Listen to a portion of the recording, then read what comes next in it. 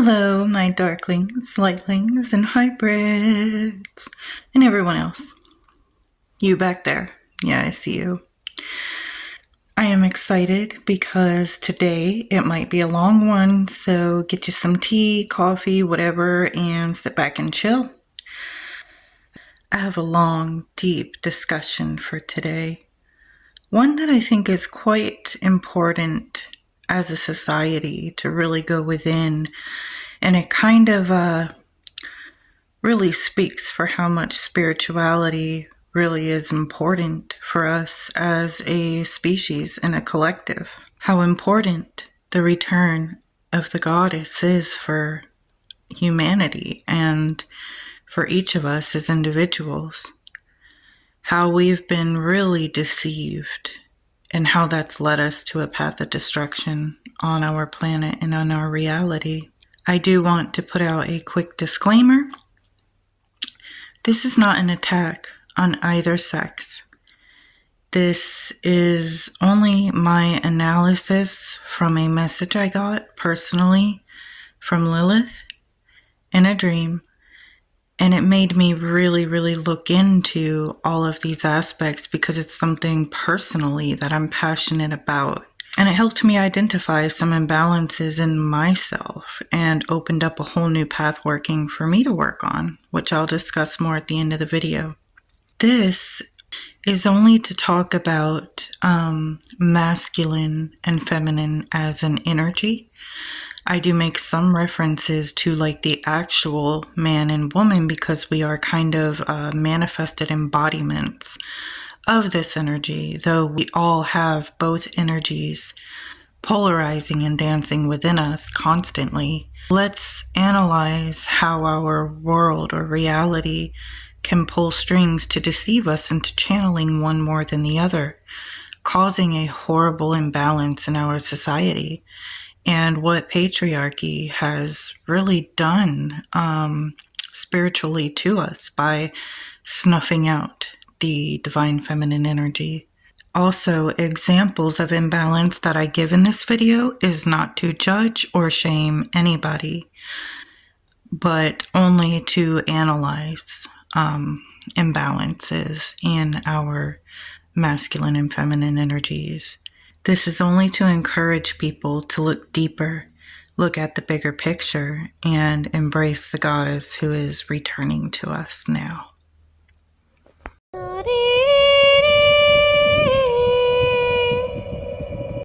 Okay, so the return of the goddess. If you guys haven't seen my video on the 9 gates of Ishtar that heavily surrounded this sort of premonition that has been talked about for a while now on the return of the goddess, and how certain years now for a while we're opening up these different gates due to different events taking place in our reality, which is making way for our goddess to return. Well, I do know that according to this premonition in the years, that last gate has opened. And I believe this because we can kind of see it manifesting all over in our waking reality. And then I want to discuss this dream that I had, which kind of brought all of this about, this discussion, and for me to go within and deeply analyze our world, what's happening in it, and ask myself why, like daily, I'm seeing both energies manifesting in men and women in such division, such anger, such war-like behavior, where the sexes just are not seeing eye to eye right now. I've seen heinous comments from men and how they truly feel about women online, and vice versa. And it's scary, right? Because you can see it. If you're paying attention, you can see where this is leading us, especially in our younger generations, because they are all saying the same thing, how hard it is to date, and how they all just want to give up on love, how they all just want to give up on all of these things that I feel like is sacred and that we need. But the root of it all is the fact that the feminine aspect has been snuffed out, wiped out for so long, and kept that way, and how we were raised and programmed with these ideas. So let's start off with the dream. I had a dream that I was holding an underdeveloped fetus in my hand. It was pulsing, moving. I still feel like this symbol in the dream meant like the birth and the development of the goddess energy returning to our earth. Behind me was a large black pyramid, and the sky around it was really dark, and it was like an empty desert, but there was like a sandstorm around that pyramid. I could see two suns, which is interesting because a lot of people are saying that they are experiencing seeing two suns. I also myself have seen like two moons. So it's interesting. I heard her voice saying that there has always been two suns. A beautiful tan-skinned woman with long, dark red hair, she was naked, appeared in front of me.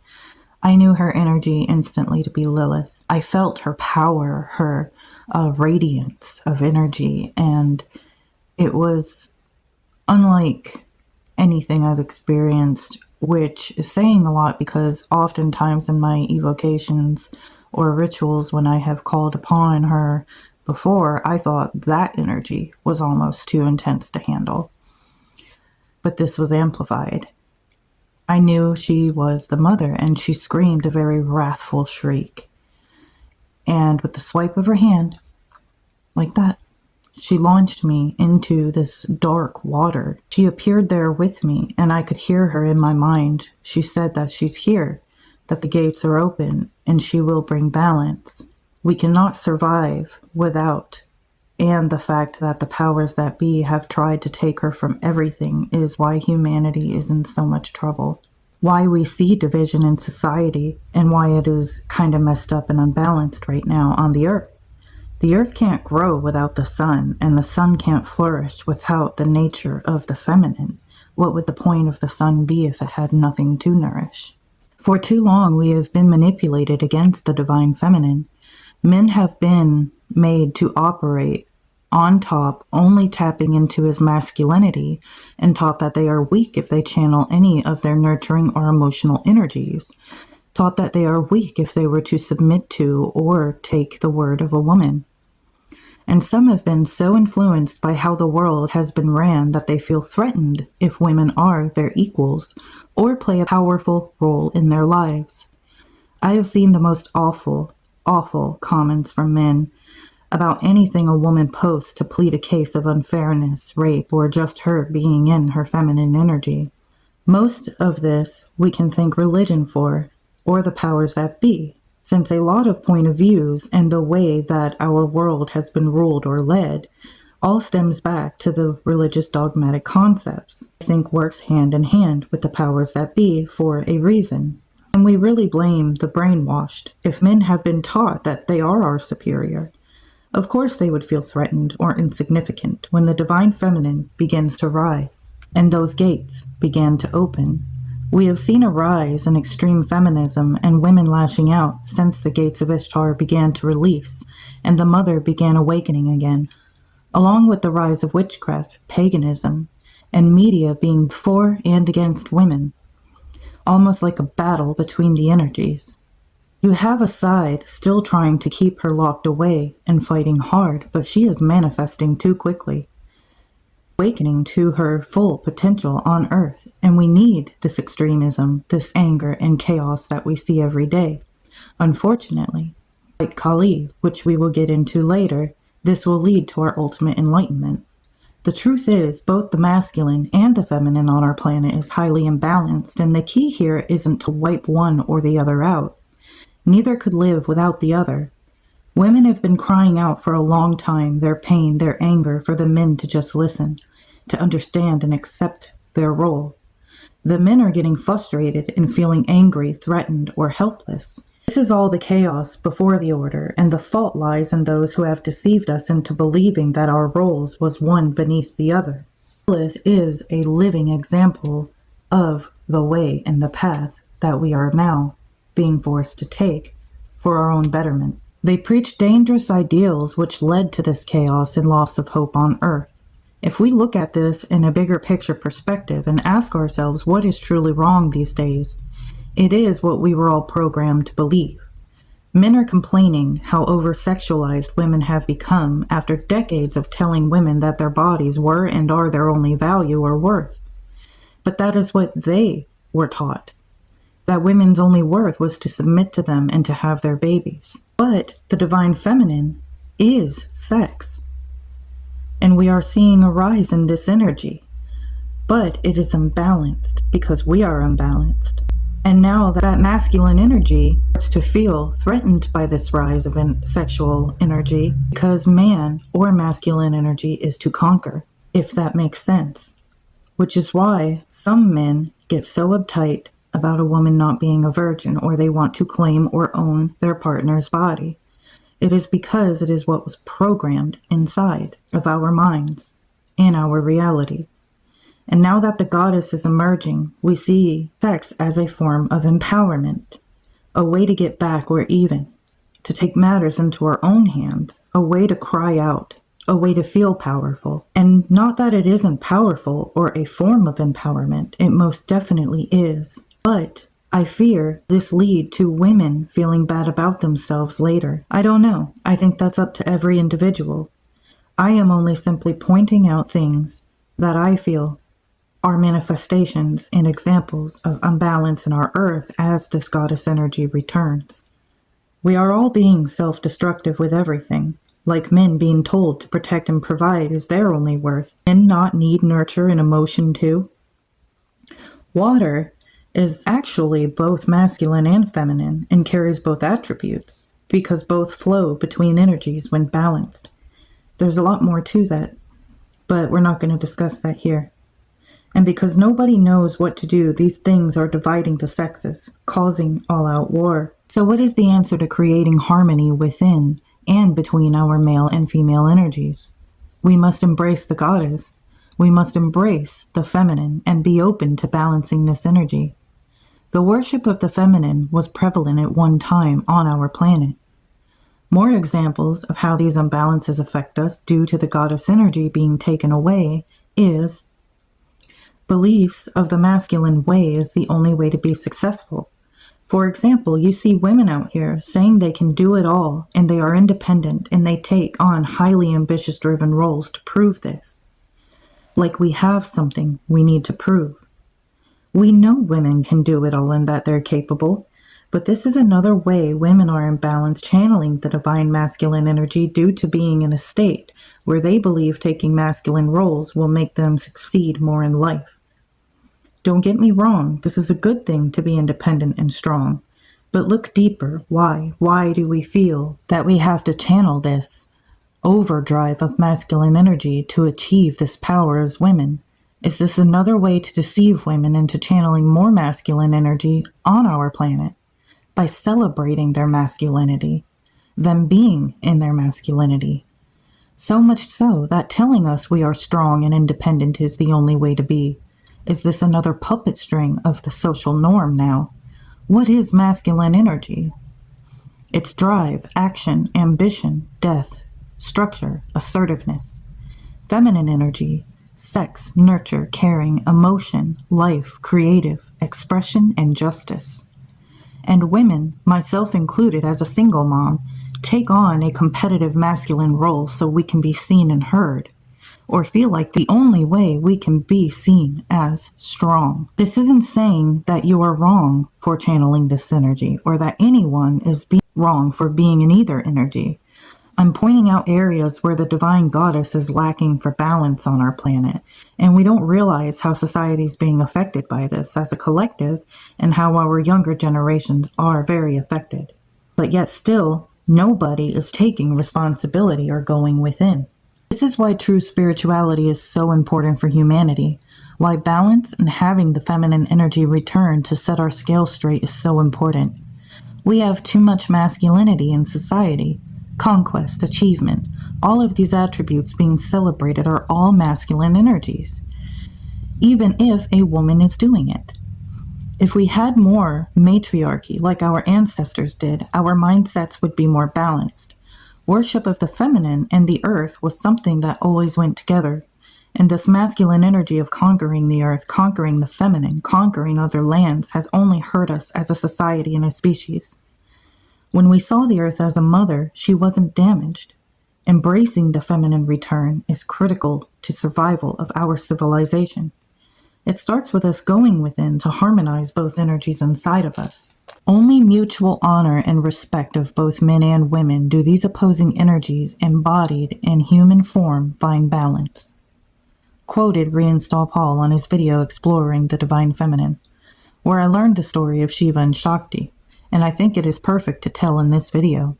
Anything other than balance creates annoyance, suffering, pain, etc. So if we are feeling these negative emotions toward the other energy, it is a hint to go within and balance. Now back to Shiva and Shakti, credit to Reinstall Paul for this portion. I am paraphrasing some things in his video. I will leave a link in the description if interested. This story is an ancient India or Hindu story, and as he says, as old as the universe itself.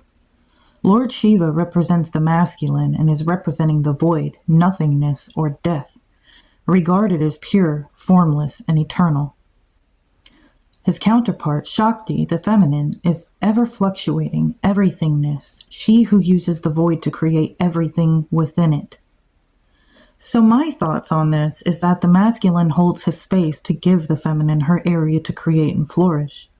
He is the sacred keeper for her to expand and flourish. We see this in procreation. He is the seed.